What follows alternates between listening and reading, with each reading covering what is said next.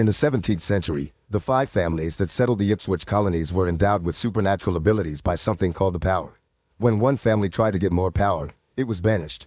The remaining 4 families, in order to protect themselves, formed a covenant that ensured their survival. In the present, the 4 descendants of the covenant are good friends.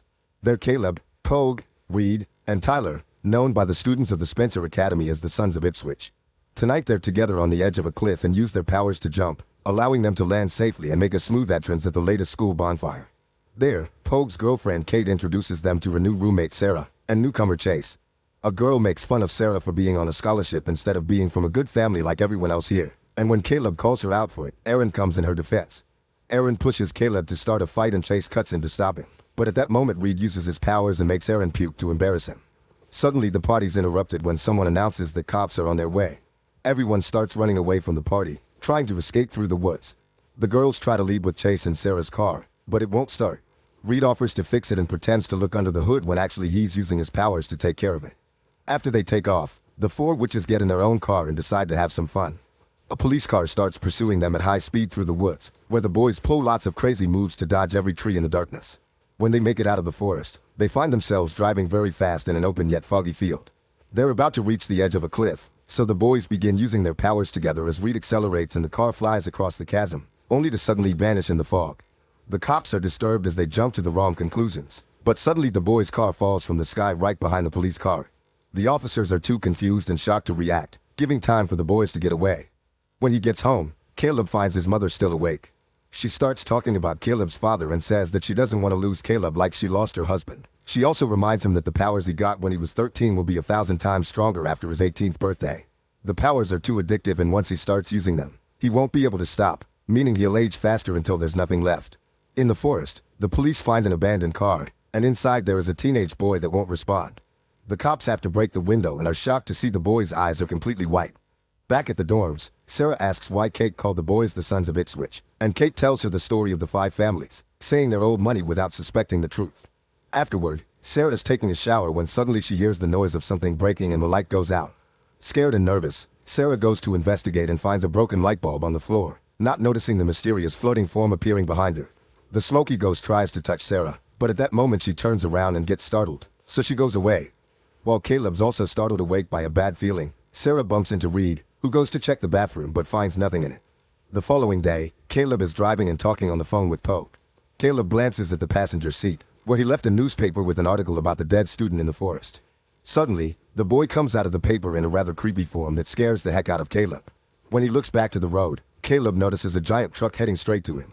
The truck crashes head-on with Caleb's vehicle, which explodes into hundreds of car parts flying around past the truck. Then the car debris comes back together to rebuild itself in an instant. Caleb picks the phone up to tell Pogue that he just saw a darkling in the form of the dead student and they agree something weird is going on.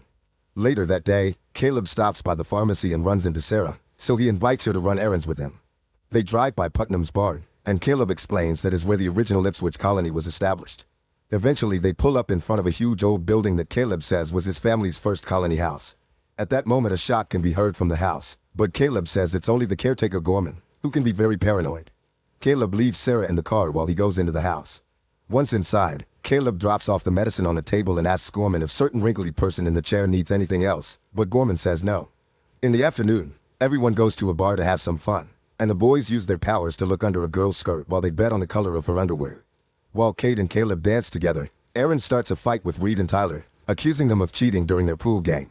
They quickly take the fight outside and Reed and Aaron are ready to throw down, but before things can escalate, the bar manager comes with a bat and tells them to break it off.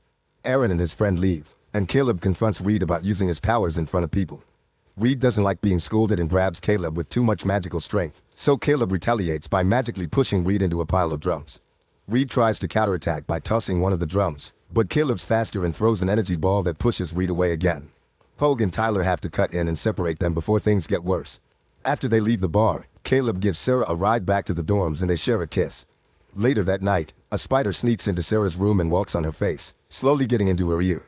Sarah wakes up feeling something weird, and when she pushes away the sheets, she's disturbed to find the bed full of spiders. She jumps on the floor only to find more spiders coming after her. One even walks on Kate and enters her nose to then come out from her forehead. At that moment Sarah wakes up for real, but she still feels afraid. Meanwhile Caleb can't sleep and he gets a call from Pogue, who explains he just saw the ghost too. The following day, Sarah goes to the library to research witches and Caleb's family history, discovering that the spiders she saw are a common spell and that the witch hunt started in this town. After swimming practice, Chase teases Aaron in the locker room by insulting his manhood, so Aaron responds by punching him. Caleb tries to stop them before it gets worse, but Chase easily knocks down Aaron with just one move, impressing everyone. Later in the evening, Caleb and Sarah go out again, and Caleb asks Sarah to go to the fall fest with him on Saturday, mentioning it's his birthday. Sarah accepts before they share some passionate kisses in the car. At home, when Caleb tries to go to sleep, he's disturbed when the ghost appears in front of his bed again, only to disappear quickly. The next day during swimming practice, Caleb and Chase have a race. At first they're head-to-head, but soon Caleb takes the lead. Suddenly Chase's eyes turn black, revealing he also has powers and he's using them to make Caleb crash his head onto the wall. Caleb loses consciousness and seconds later, he opens his eyes to see his friend staring down at him, telling him that Chase saved him from drowning. Sometime later Chase is called to see the principal, who reveals they found Chase's ID in the car of the dead student. Chase plays innocent and says he doesn't know how it got there. Now that Caleb has started suspecting Chase, in the evening he and Pogue break into the admissions office to investigate Chase's profile. They find out Chase's parents died on his 18th birthday and he was adopted, but his real surname is Pope. Before they read more, they hear a guard approaching, and the boys immediately use their magic to float to the ceiling so the guard can't see them. But the papers from the file soon start falling, and they have to concentrate to make them float too. Once the guard goes away, the boys get to escape safely. Meanwhile, Sarah goes back to her dorms and finds a note saying Kate went to the hospital. Sarah rushes to visit her friend and the doctor explains Kate is having an allergic reaction to various spider bites on her body. Back to Caleb, he and his friends go to an underground chamber where they keep the magical fire for their covenant meetings. Caleb uses his powers to grab the Book of Damnation from a shelf, which contains the names of all the people who brought witch charges against John Putman, the head of the fifth family. Caleb tells the others that Goody Pope was one of Putnam's accusers and that Putman came to her in her dreams as an incubus after her husband died. As a result of this dream she had a child, and they realize that Putnam's family line didn't die with him and that Chase is the fifth son of Ipswich. At that moment Sarah calls Caleb and tells him that Kate is in the hospital, mentioning the spiders. Caleb immediately guesses the truth and tells the group that Chase put a spell of creation on Kate. Furious, Pogue storms out of the room and grabs his bike to go looking for Chase for revenge. As he drives down the road incredibly fast, he sees Chase blocking the way and tries to run him over, but Chase uses his power to make him and the bike flip and violently land on the ground. Chase explains he hurt Kate to get Pogue and that at the same time, Pogue is his bait to get to Caleb. Moments later, Sarah returns to her dorm and is startled by Caleb at the door. As soon as they sit down to chat, there's another knock and Sarah is shocked to see Caleb again. It turns out the Caleb inside is Chase under an illusion, and he immediately uses his power to knock out Sarah and bring her to the bed, where a spider enters her ears and causes her veins to go black. Chase reveals that he seeks revenge for his family line and wants Caleb's powers after he ascends on his 18th birthday.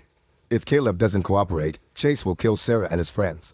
The birthday will happen the following night, and Chase tells Caleb to meet him at Putnam's barn before midnight. He also admits he killed his own parents and the teen in the car. Then Chase makes Sarah feel pain with his magic, and furious Caleb tries to attack, but Chase immediately begins magically dragging him all over the bedroom until he tosses him at the bathroom mirror. Chase admits he's already addicted and thinks that adding Caleb's power to his own will fix the aging problem, but Caleb tells him it doesn't work like that. It's the body that wears down, not the power. Caleb doesn't believe him and reminds him to meet him at the barn before kissing Caleb and magically repairing the mirror. When he's about to leave, Caleb convinces him to at least pause Sarah's spell so she doesn't die before tomorrow night. After Chase is gone, Sarah wakes up and Caleb pretends she passed out when he told her Pogue was in an accident, and now he's in the hospital with serious injuries. The next day, they visit Pogue at the hospital, and he tells Caleb not to go against Chase because he's too powerful. Afterward, Sarah begs Caleb to tell her what's going on, so Caleb takes her to meet his father William, who was the wrinkly guy under the care of Gorman. He's only 44 years old, but he looks extremely old because he used too much power and it consumed his body. Caleb tells Sarah the whole truth and convinces her to let Reed and Tyler take her to the party while he confronts Chase. In the evening, once the trio arrives at the party, Chase watches them from the top of a building. As soon as Red and Tyler get distracted, Chase jumps down and kidnaps Sarah. Meanwhile, Caleb is making his way to the barn and a call from Reed tells him Sarah is missing. Suddenly Chase jumps onto the hood of Caleb's car and attacks him by making all the windows explode. Caleb gets out of the car and runs to the old barn, where Chase is waiting with an unconscious Sarah to make sure Caleb keeps his end of the deal. When Caleb refuses again, Chase floats up and throws a magical attack at Caleb. Then he hits him with some wood pieces from the barn. Caleb tries to retaliate with his own magical energy, floating away whenever he's attacked back. But Chase is too powerful and creates energy threads that capture Caleb and bring him closer before he tosses him out again, making him hit lots of the objects in the way. When Chase pushes Caleb once again, Caleb lands against a wood beam and is stuck there as his body starts to glow. The clock indicates it's finally his birthday and he's now ascending. After several seconds of energy entering Caleb's body, he drops to the floor, and he finally has the power to fight back properly. Now his energy attacks do hurt Chase and send him flying through the barn, but this also hits a lantern and starts a fire. Next, the boys begin throwing objects at each other, but in a moment of distraction, Chase hits Caleb with an energy ball again, then tosses him outside through the window. Chase proceeds to grab Caleb's face and tries to force him into saying the words of the spell that will transfer the powers, but Caleb has a strong will and pushes him away to continue fighting in a fierce exchange of energy balls.